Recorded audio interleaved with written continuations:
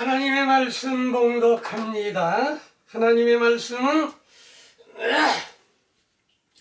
신명기 6장 1절로 3절 이는 곧 너희 하나님 여호와께서 너에게 가르치라고 명하신 명령과 규례와 법도라.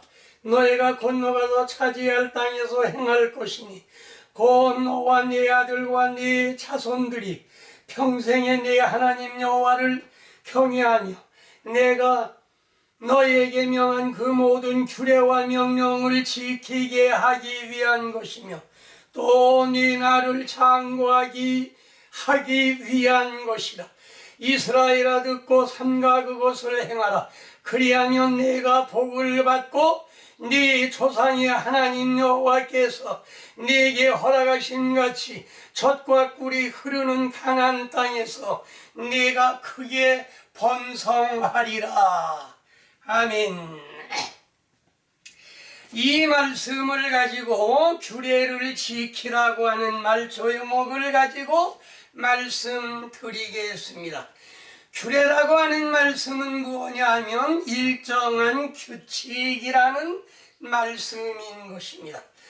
오늘 본문 말씀에 보면 주께서 명하신 명령과 규례와 법도를 지키고 네 후손에게 가르치라. 그리하면 네가 복을 받고 크게 번성하리라 말씀하셨습니다. 그러므로 오늘날 우리가 이 말씀을 우리는 행하고 가르치고 그 다음에 그러면 우리는 복을 받고 크게 번성하리라 말씀하신 것을 알 수가 있는 것인데, 하나님의 말씀은 어떻게 된 것이냐? 히브리 13장 8절 예수 그리스도는 어제나 오늘이나 영원토록 동일하시다. 과거나 현재나 미래 영원토록 동일하신 하나님이라는 것을 말씀해 주시었고, 그 다음에 전도서 3장 15절 말씀 이제 있는 것이 옛적에 있었고 장래 있을 것도 옛적에 있었나니 하나님은 이미 지나간 것을 다시 찾으시느니라.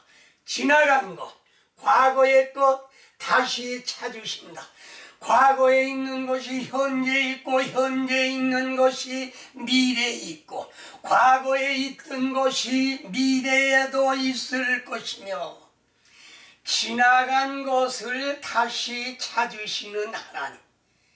그래서 하나님의 말씀은 돌고 돈다는 말씀을 여러분에게 말씀드리는 것입니다.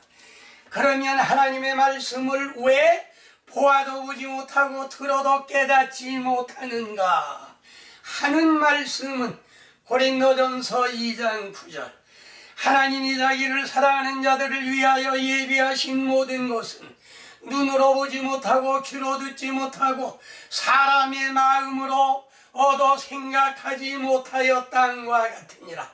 오직 하나님이 성령으로 이것을 우리에게 보이셨으니 성령은 모든 것 곧 하나님의 깊은 것까지라도 통달하시느니라 말씀하셨고, 요한복음 8장 3절에 보면 어찌하여 내 말을 깨닫지 못하느냐, 이는 내 말을 들을 줄 알지 못함이라. 깨닫지 못하는 것은 하나님의 말씀을 볼 줄도 모르고 들을 줄도 모르기 때문에 깨닫지 못한다고 말씀하시었습니다. 첫 번째로 우리는 규례를 지키라. 무슨 규례냐면 하나님께서 에덴 동산을 창설하시고 거기에 아담 하와를 만들어 놓으시고 법칙을 정하셨습니다. 무슨 법칙이냐면 생명과는 너희들이 얼마든지 먹되 선악과는 먹지 말아라. 먹는 날에는 정령 죽으리라 말씀하셨던 것입니다. 이거는 창세기 2장 16절로 17절.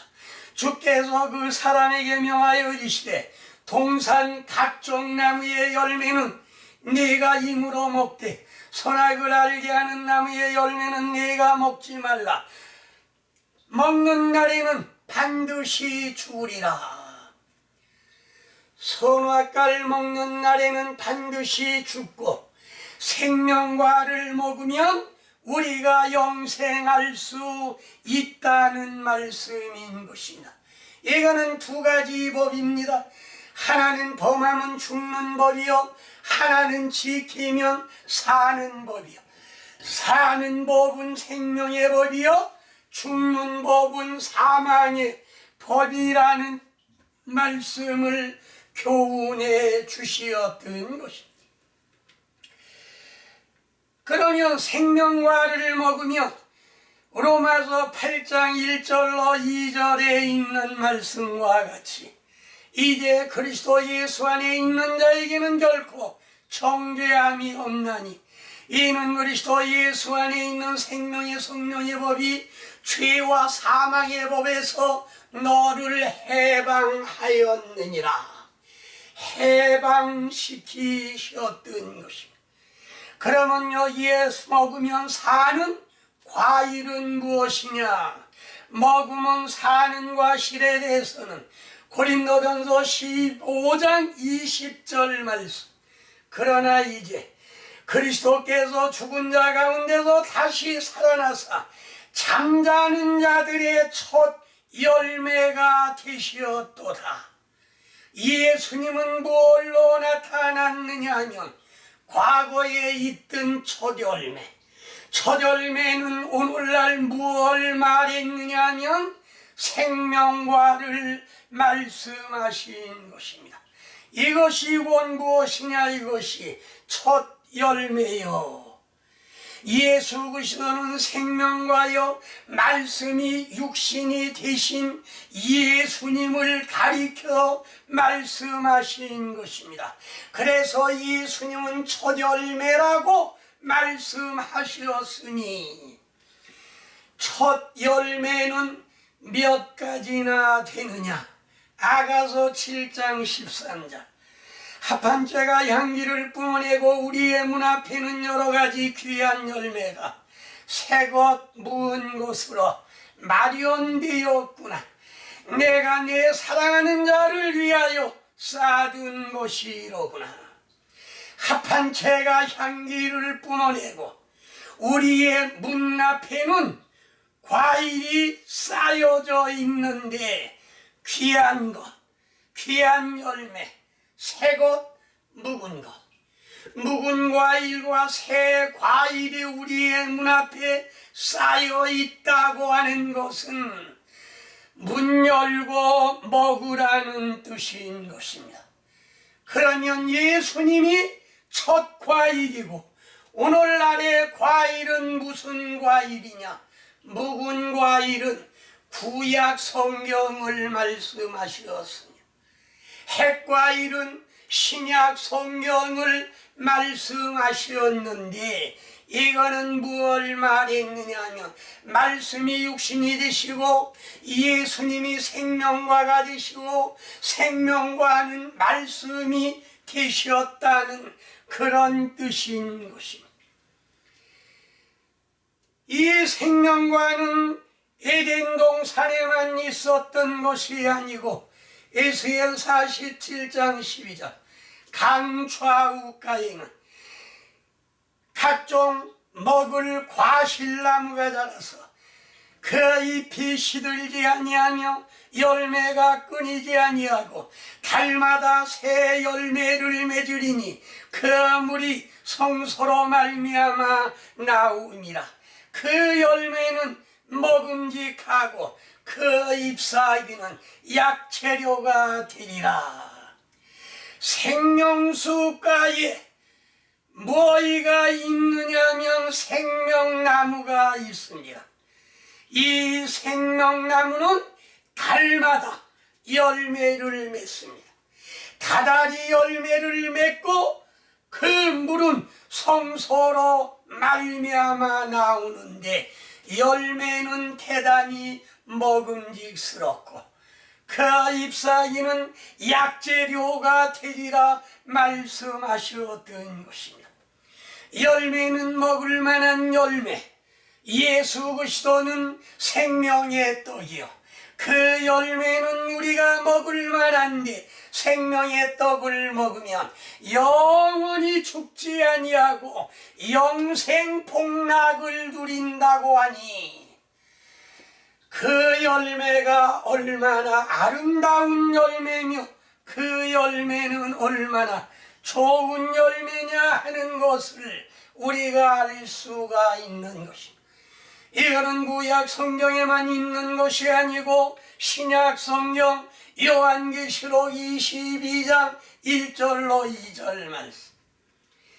그가 수정같이 맑은 생명수의 강을 내게 보이니 하나님과 및 어린 양의 보좌로부터 나서 길 가운데로 흐르더라.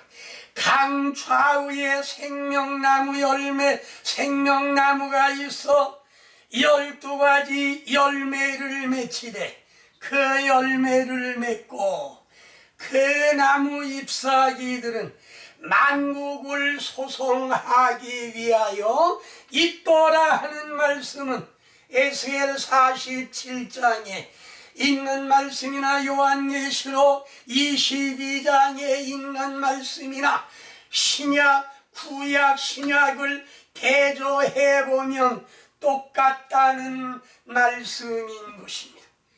그래서 여기에 말씀이라고 하는 이 12가지 열매는 무엇이냐?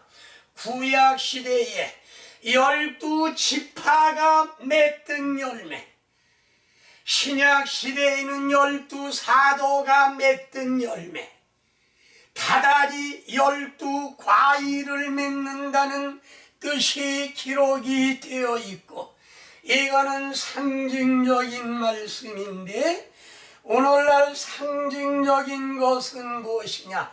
잠언 3장 18절 지혜는 그 얻은 자에게 생명나무라 지혜를 가진 자는 복되도다. 지혜를 얻은 자는 생명나무라 지혜를 얻은 자는 복되도다 라고 말씀하셨습니다. 그러면 지혜를 얻는다고 하는 것은 무엇이냐? 지혜라고 하는 것은 이사야 11장 2절 그의 위에 여호와의 영 곧 지혜와 총명의 영이요 모략과 재능의 영이요 지식과 여호와를 경외하는 영이 그의 위에 강림하시리니 성령은 지혜와 총명의 영이 되는 것입니다.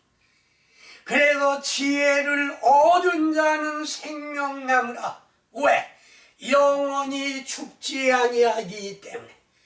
예수님을 믿는 성도들은 영원히 죽지 아니하고 죽어도 살고 살아서 믿는 자는 영원히 죽지 아니하기 때문에 뭐라고 했느냐면 지혜를 얻은 자는 생명나무라 성령을 받은 자는 생명나무라.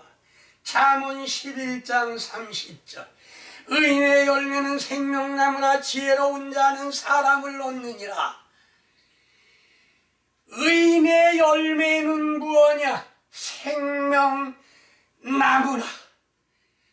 지혜로운 자는 사람을 얻느니라. 과일을 여는 것이 아니고 하나님의 말씀으로 성령으로 거듭나게 한다는 뜻을 말씀하셨는데 야고보 1장 18절 그가 조물 중에 우리로 한 첫 열매가 되게 하시려고 진리의 말씀으로 우리를 낳으셨느니라. 첫 열매가 되게 하시려고 생명과인 첫 열매가 되게 하시려고 하나님의 진리의 말씀으로 우리를 거듭났다고 야고보 1장 18절에 말씀해 주시었고, 그러면 오늘날 우리가 생명나무가 되었으면 우리는 열매 맺어야 됩니다. 무슨 열매를 맺어야 되느냐? 갈라디아 5장 22절로 23절에 성령의 열매를 맺어야 되는 것입니다. 성령의 열매라고 하는 것은 오직 성령의 열매는 사랑과 희락과 화평과 오래 참음과 자비와 양성과 온유와 절제니, 이 같은 것을 금지할 법이 없다고 말씀해 주시었던 것입니다. 그러므로 오늘날 우리가 열매 맺는다고 하면 성령의 열매를 맺어야 되겠고, 그 다음에 사랑의 15가지 열매를 맺어야 될 것을 말씀하신 것입니다. 고린도전서 3장 13장 4절로 8절 말씀.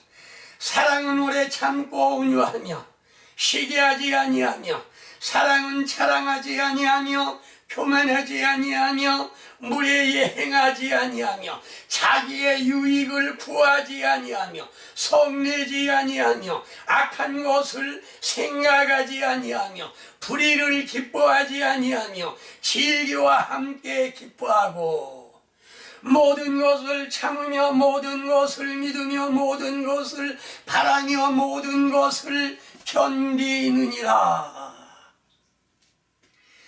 사랑은 언제까지든지 떨어지지 아니하나 영도 패하고 방언도 그치고 지식도 패하리라고 말씀해 주신 것입니다. 그러므로 오늘 우리가 지혜를 얻어서 생명나무가 되고 생명과를 맺는데, 생명과라고 하는 것은 영원히 죽지 아니하는 열매, 성령의 처음 익은 열매를 받은 우리를 가리켜 말씀하셨는가 하면, 성령의 열매, 사랑의 열매를 맺을 것을 말씀하신 것입니다. 두 번째로 할례를 받아라.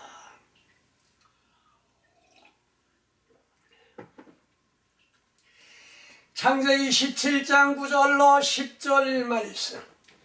너는 내 언약을 지켜 내 후손도 대대로 지키라. 너희 중 남자는 다 할례를 받으라. 이것이 나와 너희와 너희의 후손 사이에 지킬 내 언약이니라 말씀하셨습니다. 남자가 나면 모두 다 8일 만에 할례를 행해야 될 것을 주님께서 명령하셨습니다. 할례라고 하는 것은 생식기를 자르든지 찢든지 하는 걸 가리켜 말씀하셨기 때문에 이거는 반드시 남자만 행해야 할 규례인 것입니다. 그러면 이스라엘 남자들만 하라고 했는데 오늘날 우리는 어떤 남자가 되었느냐 하면 로마서 2장 28절로 29절. 무릇 표면적 유대인이 유대인이 아니요 표면적 육신의 할례가 할례가 아니라 오직 이면적 유대인이 유대인이며 할례는 마음에 할지니 영에 있고 율법 조문에 있지 아니한 것이라 말씀하셨습니다. 표면적 유대인이 유대인이 아니요 이면적 유대인이라. 이면적 유대인은 오늘날 하나님을 믿고 생활하면서 물과 성령으로 거듭난 사람을 가리켜 말씀하신 것이.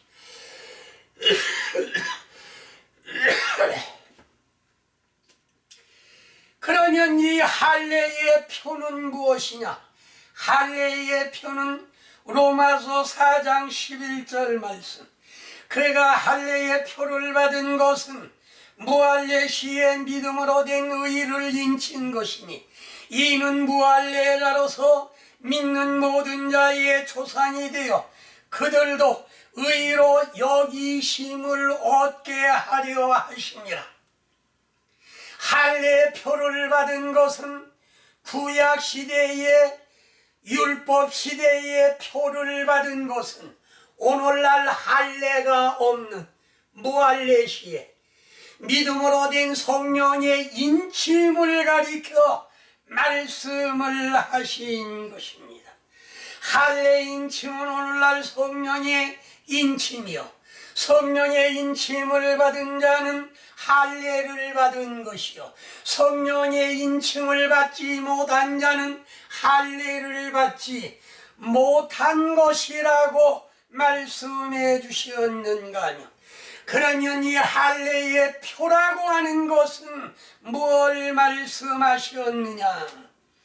에베소 1장 13절, 그 안에서 너희도 진리의 말씀 곧 너의 구원의 복음을 듣고 그 안에서 또한 믿어 약속의 성령으로 인치심을 받았으니 라고 말씀하셨습니다.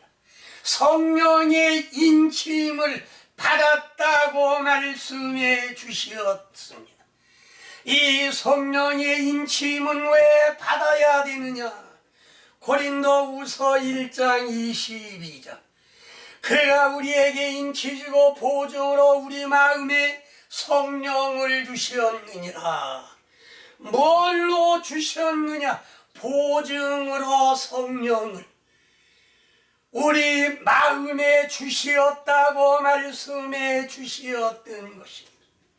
그러면 그 성령의 인침은 일찍이 누가 말씀하셨는가 하면 예수님이 말씀하셨습니다. 요한복음 3장 5절, 사람이 물과 성령으로 나지 아니하면 하나님 나라에 들어갈 수 없다.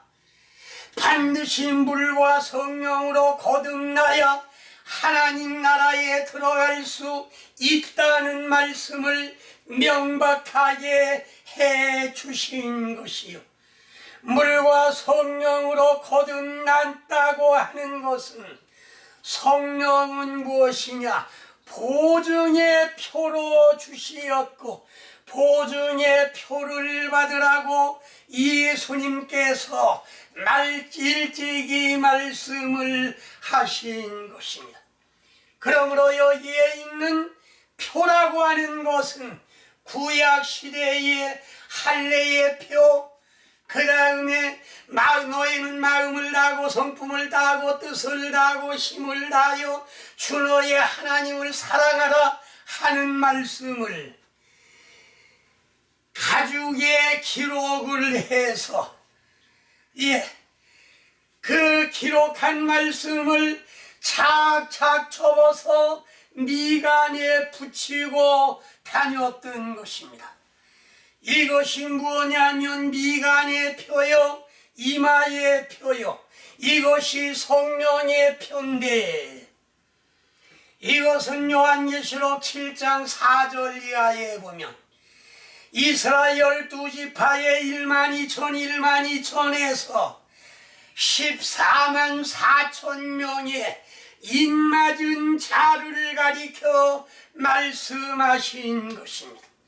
이것을 오늘날 신천지 이만희는 14만 4천 명이 모이면 예수님이 재림하신다, 예수님이 다시 오신다고 말을 하고 있는 것입니다.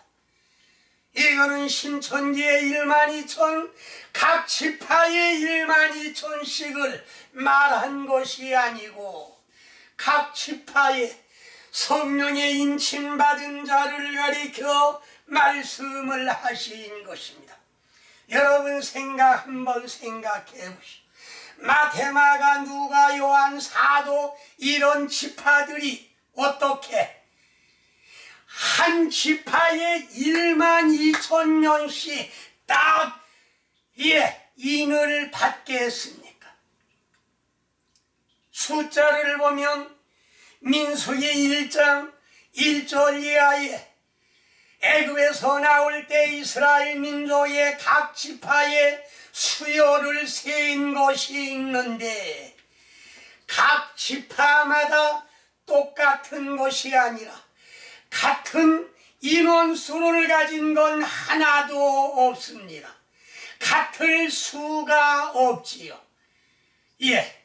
그런데 요한계시록에는 어떻게 신천지 12지파가 12,000명씩 딱 들어맞겠느냐? 이건 말도 안 되는 말들을 하고 있다는 말씀인 것입니다. 그러므로 여기에 성령의 인침을 받았다고 하는 것은 사람이 숫자로 셀 수가 있는 것이 아니요, 이거는 오직 주님만이 아신다고 하는 뜻을 우리에게 전해 주시었는데, 그러면 왜 이렇게 인을 맞아야 되느냐는 것은 이스라엘 남자만 인을 맞았던 것입니다. 할례를 행했던 것입니다. 그러면 오늘날 이스라엘 남자라고 하는 것은 무엇이냐? 남자라고 하는 것은 로마서 8장 14절 무릇 하나님의 영으로 인도함을 받는 그 사람이 곧 하나님의 아들이라. 성령을 받은 사람만이 하나님의 아들이 될 수 있다는 말씀인 것입니다. 그러므로 하나님의 아들 자격을 가진 우리는 반드시 하나님의 인침이라고 하는 것은 성령의 인침을 가리켜 말씀하신 것이요, 성령의 인침을 받아야 하나님 나라의 백성이 되었다는 표를 받은 것이라는 말씀인 것입니다. 다음에 세 번째로 유월절을 지켜라.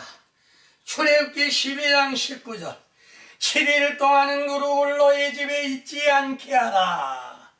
그래서 신명기 16장 4절에는 집안에 있는 누룩을 전부 제거하기 위하여 집안을 샅샅이 뒤졌던 사실을 우리는 알 수가 있는 것입니다. 그러면 이 누룩이라고 하는 것은 무엇이냐? 고린도전서 5장 7절 너희는 누룩 없는 자인데 새덩어리가 되기 위하여 묵은 누룩을 내어버리라. 우리의 유월절 양 곧 그리스도께서 희생이 되셨느니라. 갈라디아 5장 9절에 보면 적은 누룩이 온동이에 퍼져서 썩히는 것을 알 수 있습니다. 그러면 오늘날 누룩을 제거하라고 하는 말씀은 무엇이냐? 우리가 철저히 회개해서 우리의 모든 죄를 다 찾아내서 회개해서 버려야 될 걸 가리켜 말씀을 하신 것입니다. 그래서 오늘날 우리들은 무엇을 깨달아야 되느냐 하면은 세례 요한도 말씀하셨습니다. 뭐라고 말씀하셨느냐? 회개하고 세례를 받아라. 회개하고 세례를 받으라고 하는 건 최초의 세례 요한이 말하였고, 마태복음 4장 17절에 보면 예수님이 40일 금식 기도하고 나서 첫 마디가 무엇냐 하면 너희가 회개하라고, 너희가 회개하여 죄 없이 함을 받으라고 말씀하셨습니다.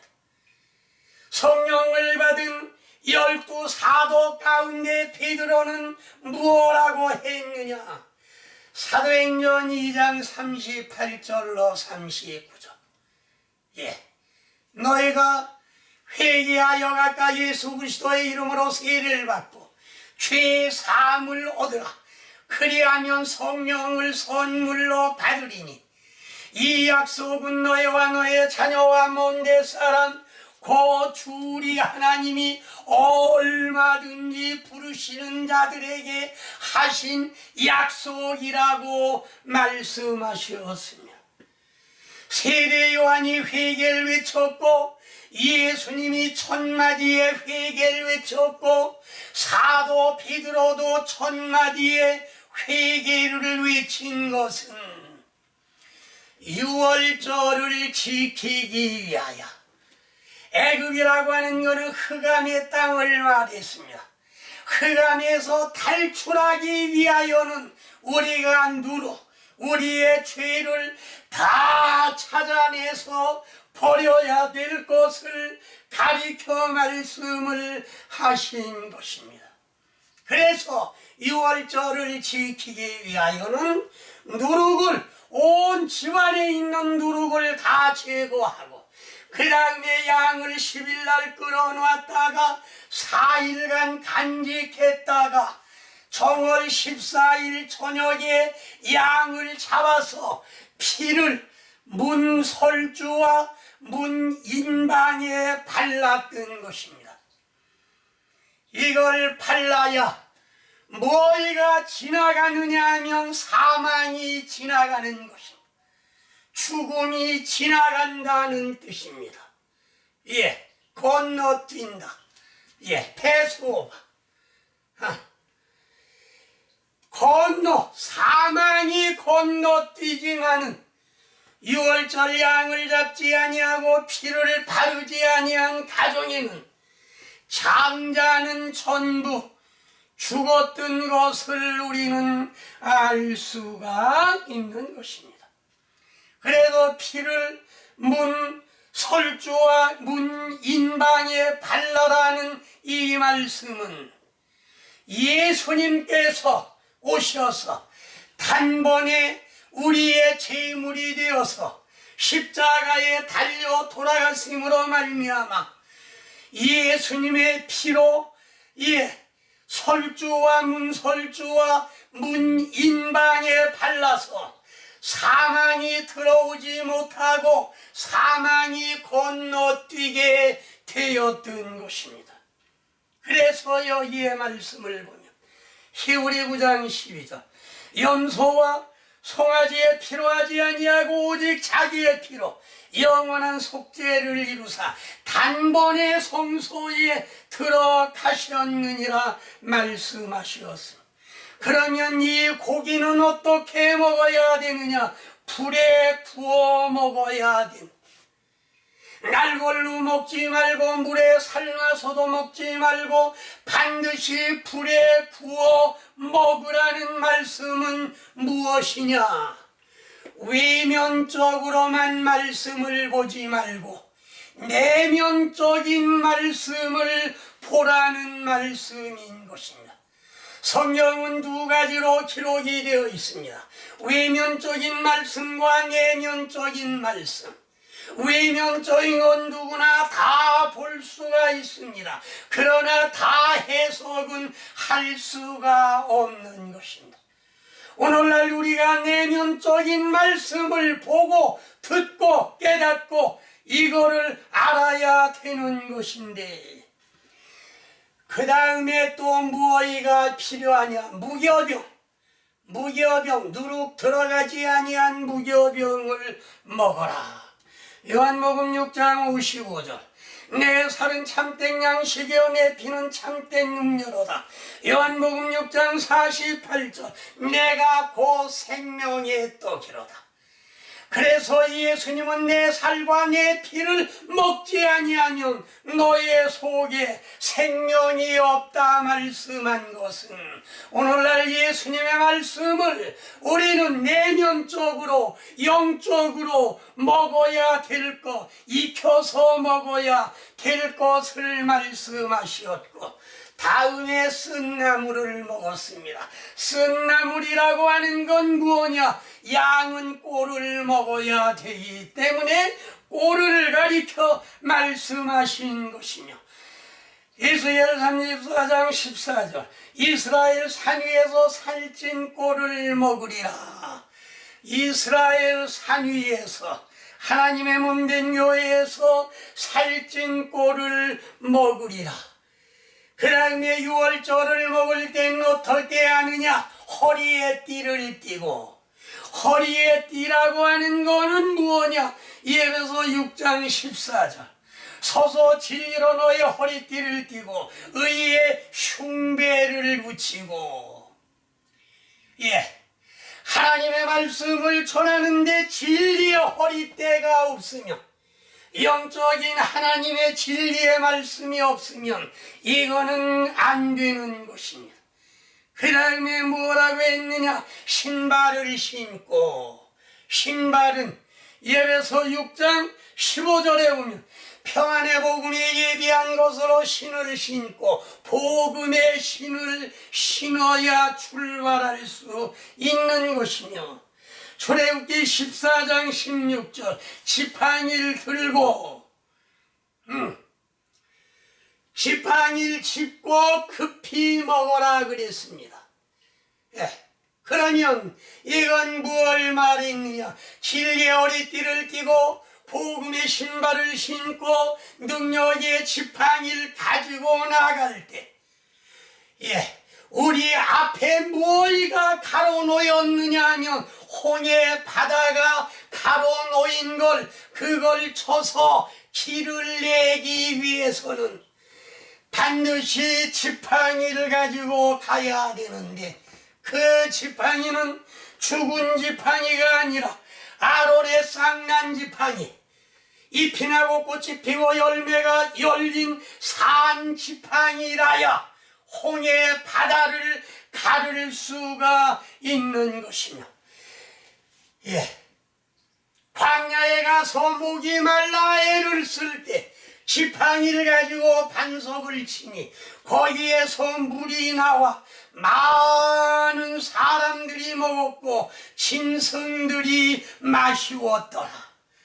이거는 하나님의 말씀을 먹고, 무교병을 먹고 반석에서 나오는 은혜의 생수로 말미암아 우리가 영원히 살 것을 가리켜 말씀하신 것이요, 이걸 우리가 다 지킬 때에 비로소 뭐가 되느냐 하면은 하나님의 명령을 지키고 순종하게 되는 것입니다.